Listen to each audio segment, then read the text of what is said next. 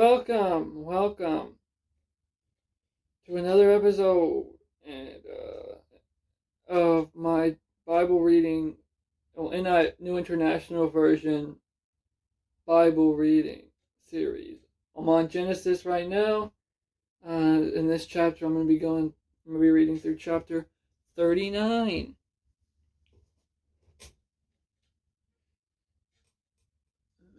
All right, 39. Yeah. All right. This is about time about in the last chapter. It was a little story, but it was a story about one of Israel's sons, Judah, and an event with and some stuff with his family and stuff. And then now in chapter 39, we're going back to Joseph's story of where he ended up after being sold by his brothers into slavery because of their jealousy and stuff. Anyway, let's get into it.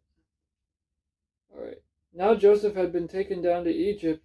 Potiphar, an Egyptian who was one of Pharaoh's officials, the captain of the guard, brought him from the Ishmaelites who had taken him there. The Lord was with Joseph, and he prospered, and he lived in the house of his Egyptian master.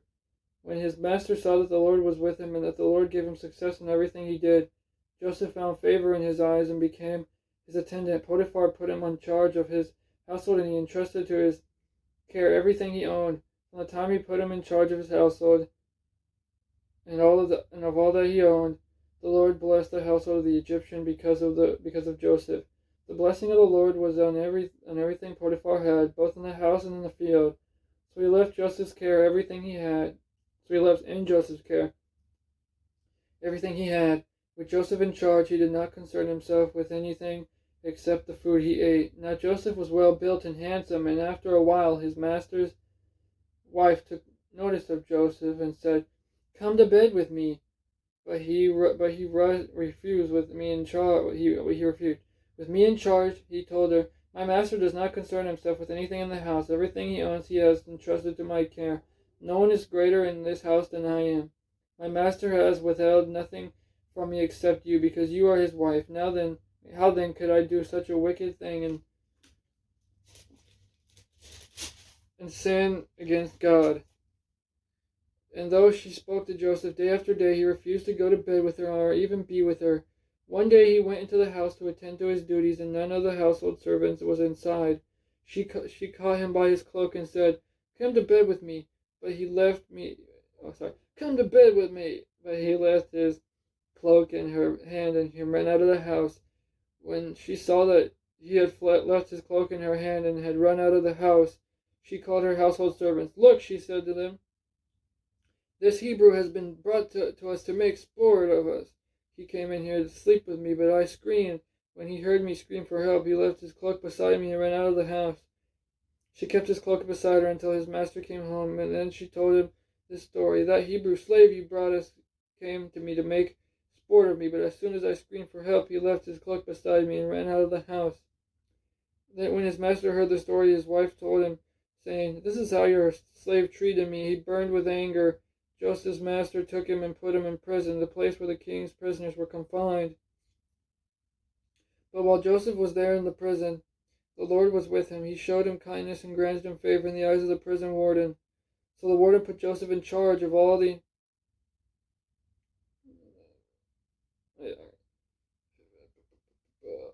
held in the prison. He was made responsible for all that was done there. The warden paid no attention to anything under Joseph's care, because the Lord was with Joseph and gave him success in whatever he did. Right. Yeah. So and yeah, there's nothing much to say there. Joseph was blessed by God.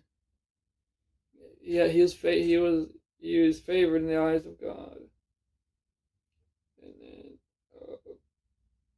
chapter 41, not 41. Chapter 40 is going to keep going into that. It's going to continue the story. It's story and stuff like that. And there's going to be some more dreams. This time Jacob's going to be the interpreter, not the interpret.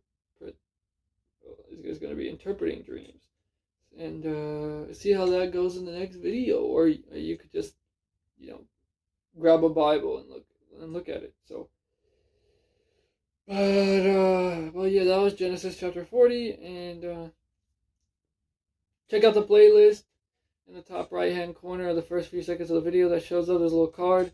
Click on it, and then click again. Click on the little playlist. It'll go through. You'll be able to see every single chapter that I've covered, and I plan to have Genesis done in the next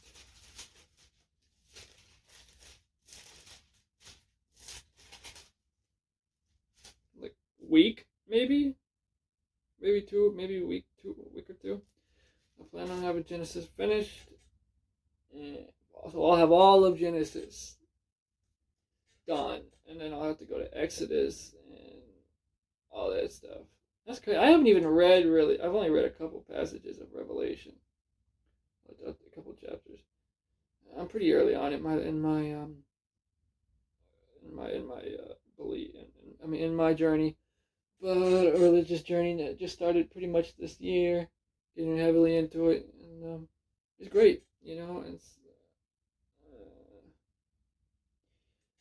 I only pray that I can, even if I can get one person to accept God through my videos and be the stepping stone that allows them to seek God and God opens their eyes, and opens their heart to seek Him and stuff like that. I'd be very grateful if God could use me, like I said, to even bring one person into faith and save them from eternal damnation. That would be amazing. And stuff like that.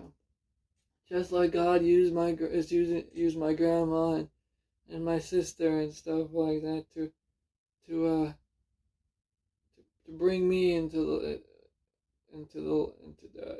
the light, and hopefully I don't leave or my heart doesn't get hardened. I fear that I always fear that God is gonna put me through some a time of heart hardening, and if that happens, so be it. But because it's part of God's plan, if it's part of God's plan, what am I supposed to do? But it'd be nice if that didn't happen. Either way, I'm doing it. I'm trying to, I guess, minister or whatever, do my part, and yeah, that's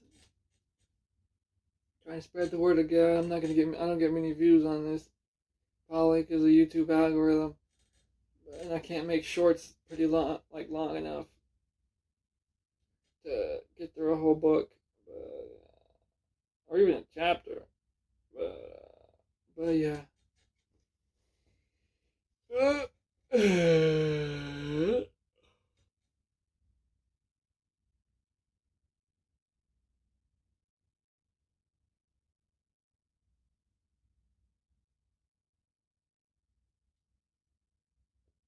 Anyway, that's it.